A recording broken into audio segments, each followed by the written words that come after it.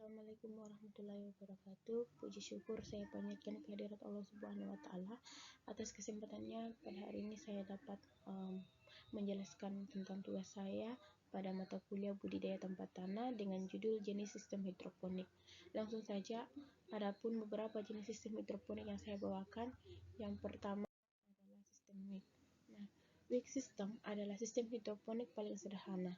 Pada prinsipnya, sistem sumbu ini hanya membutuhkan sumbu yang dapat menghubungkan antara larutan nutrisi pada buah penampung dengan media tanam. Sistem ini adalah sistem yang pasif, yang berarti tidak ada bagian yang bergerak. Larutan nutrisi ditarik ke media tanam dari bak atau tangki penampung melalui sumbu. Air dan nutrisi akan mencapai akar tanaman dengan memanfaatkan daya kapilaritas pada sumbu. Gambarnya dapat dilihat pada slide.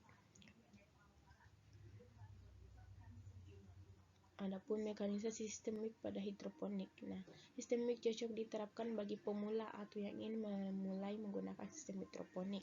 Berbagai macam media yang paling umum digunakan untuk sistem sumbu ini adalah rock wool, kokopit, vermiculite, dan perhit, dan bahan lainnya yang mudah ditemukan. Alat yang dibutuhkan ialah larutan nutrisi, kain flanel atau bahan seperti sumbu sebagai sumbu, wadah berupa ember atau dapat menggunakan gelas plastik bekas, dan media yang membutuhkan tanaman yaitu rock wool, sekam bakar, kokopit dan sebagainya, serta air dan benih tanaman. Sistem sumbu pada dasarnya hanya mengalirkan larutan nutrisi dari reservoir ke tanaman menggunakan proses aksi kapiler. Artinya, air nutrisi dari wadah reservoir diserap oleh sumbu yang menghubungkan dengan wadah media tanam. Biasanya sistem sumbu yang baik akan memiliki setidaknya 2 atau lebih sumbu ukuran yang baik untuk memasuk cukup air larutan nutrisi ke tanaman. Ember atau wadah dengan tanaman di dalamnya berada tepat di atas wadah yang digunakan untuk reservoir. Oleh karena itu, air tidak perlu menempuh jarak yang jauh untuk sampai ke media tanam dengan tanaman. Alat dan bahan yang dapat digunakan dapat Anda lihat pada gambar di samping. Kemudian, adapun kelebihan dan kekurangan dari sistem WIG ini. Yang pertama, kelebihan. Biaya untuk mengumpul bahan yang diperlukan tergolong sangat murah. Kemudian, bentuk yang sederhana dan pembuatannya yang mudah memungkinkan hidroponik sistem sumbu dapat dilakukan bagi pemula. Kemudian, frekuensi penambahan nutrien lebih jarang dikarenakan menggunakan sumbu sebagai media penyalur nutrisi. Kemudian, tidak tergantung listrik hingga biaya relatif lebih murah. Mudah untuk dipindahkan, efisiensi penggunaan air nutrisi yang tinggi, dan yang terakhir adalah kebutuhan tenaga kerja sedikit karena pengolahannya lebih sederhana dibandingkan dengan budidaya konvensional yang memiliki sehingga memberikan pengurangan biaya operasional. Nah, adapun kekurangan dari sistem ini yaitu apabila jumlah tanaman yang dibudidayakan banyak, maka akan sedikit sulit untuk mengontrol pH air. Kemudian, hanya cocok untuk jenis tanaman yang tidak memerlukan banyak air. Hal ini disebabkan oleh kemampuan kapiler sumbu dalam menyalurkan nutrisi bersifat terbatas. Lebih cocok untuk menanam tanaman dan buah yang lebih kecil seperti selada, sawi, dan lainnya. Kemudian, sistem sumbu ini juga memiliki kelemahan karena kurang efisien dalam memberikan nutrisi dan penyerapan nutrisi. Tanaman yang memerlukan banyak nutrisi akan membutuhkan nutrisi lebih cepat nantinya, tidak mampu menyerap nutrisi dalam air secara merata, dan sumbu tidak dapat menentukan nutrisi apa yang dibutuhkan tanaman. Nah, tanaman akan mengambil nutrisi dan air yang dibutuhkannya, akan meninggalkan sisa nutrisi di media tanam yang dapat menyebabkan penumpukan garam mineral yang beracun di media tanam. Jadi diperlukan pengecekan kadar hara dan kondisi tanaman secara teratur, hingga perawatan pada sistem ini cenderung lebih sering dilakukan pada tanaman.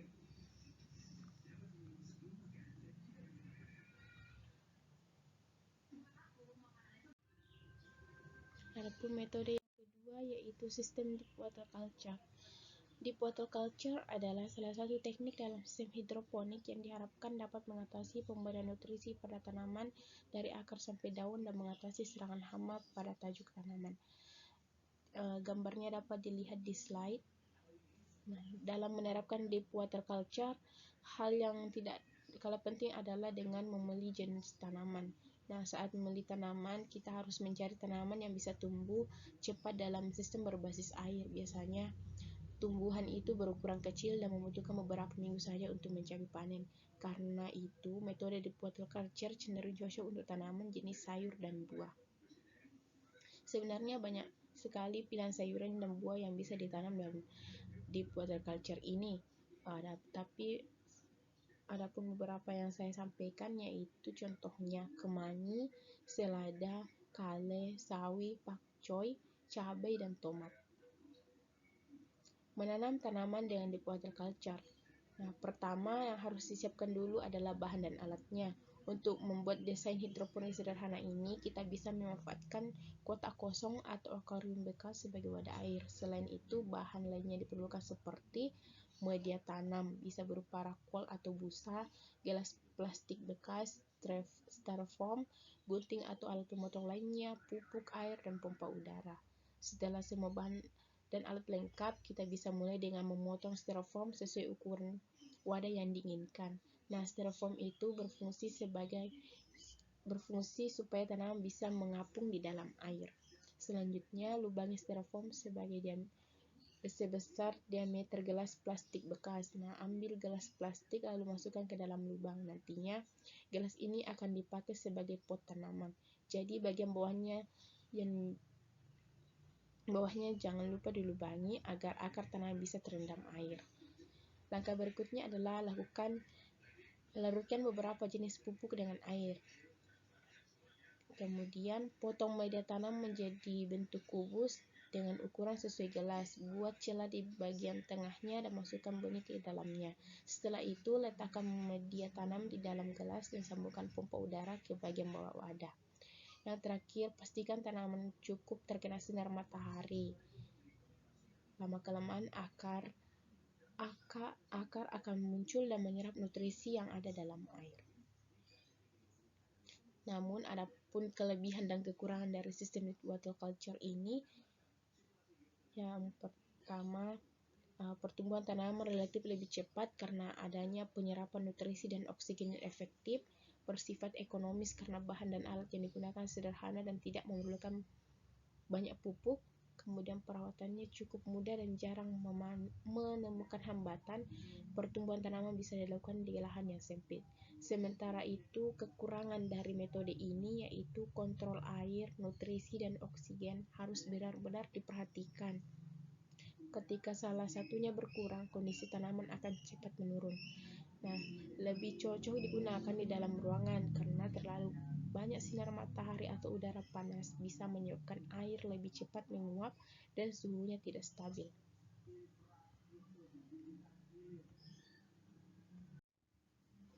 Lanjut, sistem yang ketiga yaitu sistem aeroponik. Aeroponik, jika dilihat secara bahasa, kata aeroponik sendiri berawal dari kata aero yang artinya udara dan ponos yang artinya daya. Sehingga teknik aeroponik yaitu salah satu cara bercocok tanam di udara tanpa adanya penggunaan tanah. Nah, menurut Chilean Journal of Agriculture Research, aeroponik adalah teknik modern untuk menumbuhkan tanaman pertanian dengan memberikan larutan nutrisi di udara tanpa tanah. Akar tanaman akan menerima nutrisi melalui semprotan dari nozzle atau misasi. Nah, gambarnya dapat dilihat di slide. Adapun kelebihan dan kekurangan dari sistem aeroponik, kelebihan aeroponik dari sistem tanam lain itu tanaman lebih mudah dipanen, perawatan mudah dan efisien, lebih hemat air dan pupuk, kualitas hasil tanam baik dan memiliki daya saing.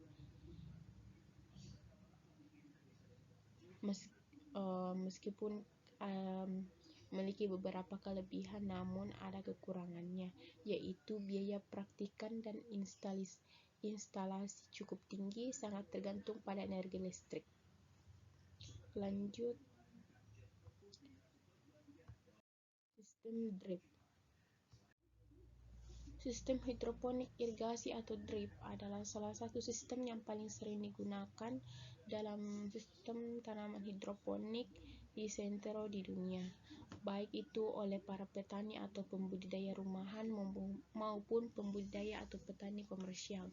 Hal ini karena sistem irigasi tetes merupakan konsep yang sangat mudah dan juga membutuhkan sedikit bagian saja. Bahkan sistem ini sangat fleksibel dan juga efektif. Meskipun konsepnya mudah, bukan berarti sistem ini membatasi imajinasi Anda untuk membuat sistem irigasi tetes sendiri. Cara kerjanya adalah dengan cara meneteskan larutan nutrisi pada akar-akar tumbuhan yang Anda tanam untuk menjaga tanaman tersebut tetap lembab.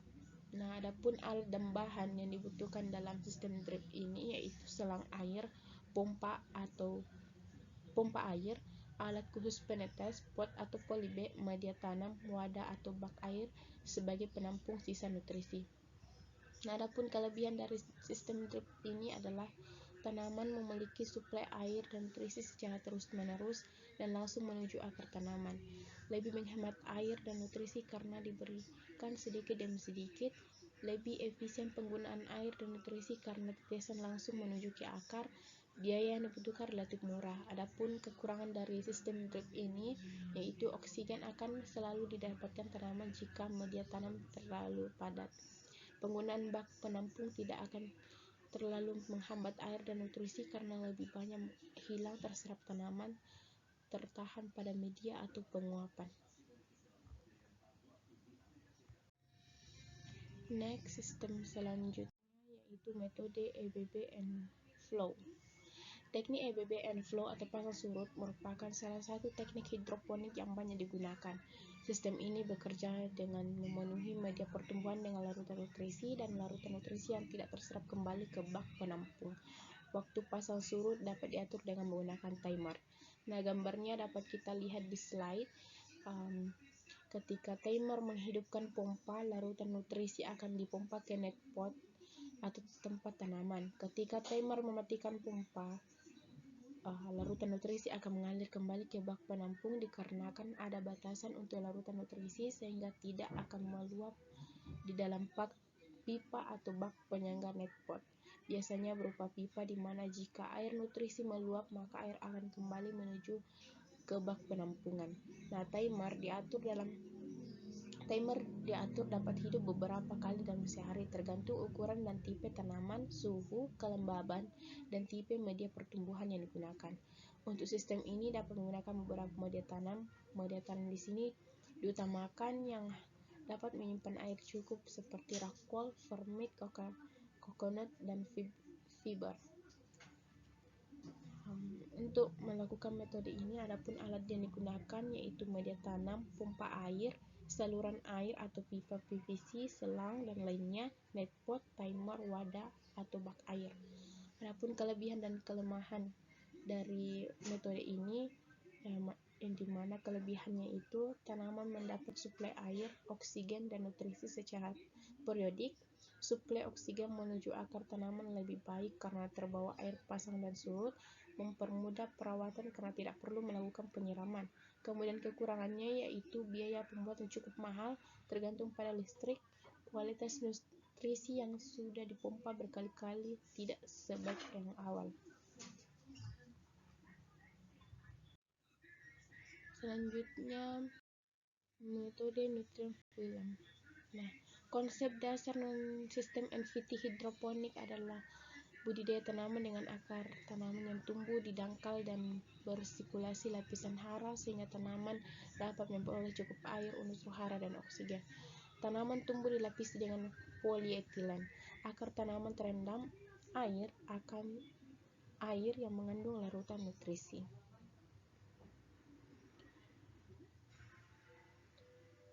Alur sistem NVT. Pada sistem NVT, nutrisi dipompa ke tanaman melalui air yang tipis sehingga akar tumbuhan bersentuhan dengan lapisan tipis nutrisi yang mengalir. Ketinggian lapisan air bisa diatur 1-2 cm. NVT setebal 1,3 mikrometer ini dipompa dan dialirkan melewati akar tanaman terus-menerus dengan kecepatan aliran sekitar 1-2 liter per menit. Faktor utama yang mempengaruhi perkembangan tanaman dalam hidroponik sistem NVT adalah Tersedianya nutrisi penunjang yang sesuai dengan jenis dan umur tanaman dan kestabilan kecepatan aliran nutrisi. NVT dirancang untuk menjalankan larutan hara beroksigen secara terus-menerus ke akar tanaman. Dalam sistem NVT, tanaman ditanam di keranjang di dalamnya itu ada pipa PVC yang diletakkan secara menggantung. Apabila pompa berhenti berjalan, semua hara di dalam pipa akan habis dan tanaman akan mengering dalam hitungan jam. Namun hal ini dapat diatasi dengan cara membuat sudut pipa lebih kecil dan menambahkan pipa untuk meluapkan hara yang mirip dengan sistem ABB and flow. Nah, pipa berfungsi untuk memberikan reservoir hara yang akan tetap ada bila terjadi kematian listrik atau pipa. Terbatasnya ruang pipa PVC dan kebutuhan hara untuk terus mengalir mengenai akar. Sirkulasi nutrisi dapat digunakan ulang selama beberapa minggu setelah kebutuhan tanaman. Sebagian akar tanaman tumbuh di atas permukaan larutan nutrisi dan sebagian lagi terendam di dalamnya. Sistem NVT lebih cocok untuk tanaman yang memiliki bola akar kecil seperti selada, stroberi, dan rempah-rempah. Adapun mekanisasi pembuatan NVT yaitu mempersiapkan alat. Pertama yang disiapkan alatnya itu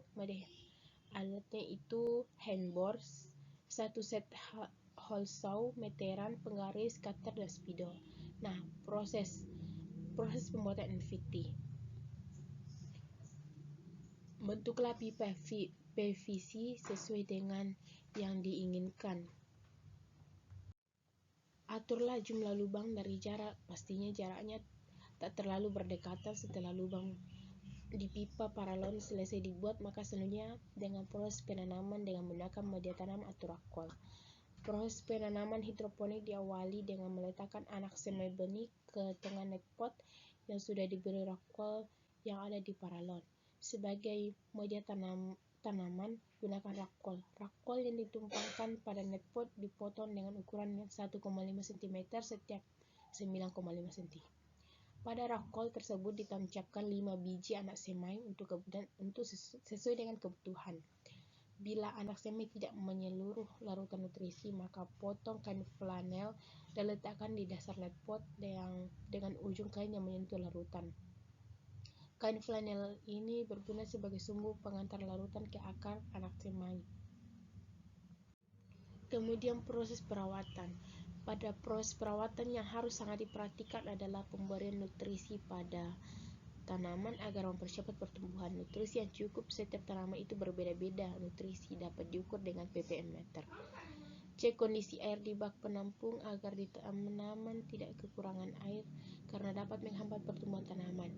Pembersihan berkala media tanaman dari lumut atau jamur yang menempel pada media tanam. Kemudian pengecekan kondisi tanaman secara berkala. Apabila ada yang terserang hama, buang dan jauhkan tanaman yang sakit dari tanaman yang sehat. Nah, adapun kelebihan dan kekurangan dari NVT. Kelebihan sistem ini menurut Untung 2000 dan Sibarni 2005 adalah memungkinkan tanaman dapat berproduksi sepanjang tahun. Selain itu, karena lapisan air yang mengalir pada sistem ini sangat tipis, sekitar 3 mm, maka air yang digunakan dapat sehemat mungkin. Volume larutan hara yang dibutuhkan lebih rendah dibanding kultur air lainnya. Lebih mudah mengatur suhu di sekitar perakaran tanaman, lebih mudah mengontrol hama dan penyakit, kepadatan tanaman per unit area lebih tinggi, dan hasil tanaman lebih bersih karena tidak ada sisa tanah atau media lainnya. Adapun kelemahan dari NVT adalah bahwa tanaman yang sensitif ketika mengalami gangguan aliran listrik dari pemadam listrik, tanaman akan mulai layu dan sangat cepat setiap kali air berhenti mengalir melalui sistem. Selain itu, tanaman dalam sistem hidroponik ini berbagi nutrisi yang sama persis sehingga penyakit yang terbawa air dapat dengan mudah menyebar dari satu tanaman ke tanaman lainnya. Selanjutnya, metode bubble ponage. Bubble ponage adalah metode penanaman yang mengandalkan gelembung udara yang dihasilkan oleh sistem aerasi agar tanaman tumbuh dengan oksigen yang cukup. Dengan metode ini, akar dari tanaman tetap berada dalam air yang sudah dialiri oleh nutrisi agar tanaman tumbuh dan subur. Menanam hidroponik itu mudah dan menyenangkan, betapa tidak? Cara bertanam secara hidroponik memiliki berbagai teknik, mulai yang paling sederhana sampai yang canggih, mulai yang murah sampai yang mahal, mulai yang menggunakan barang bekas sampai yang modern, dengan menggunakan greenhouse dan teknologi tepat guna lainnya untuk mendukung pertumbuhan tanaman. Menanam dengan teknik hidroponik berarti kita bercocok tanam dengan memperhatikan pada pemenuhan kebutuhan nutrisi bagi tanaman yang bersangkutan, atau istilah lainnya, bercocok tanam tanpa tanah tetapi menggunakan air yang mengandung nutrisi yang dibutuhkan tanaman. Mungkin hanya itu yang bisa saya sampaikan, kurang lebihnya mohon dimaafkan. Assalamualaikum warahmatullahi wabarakatuh.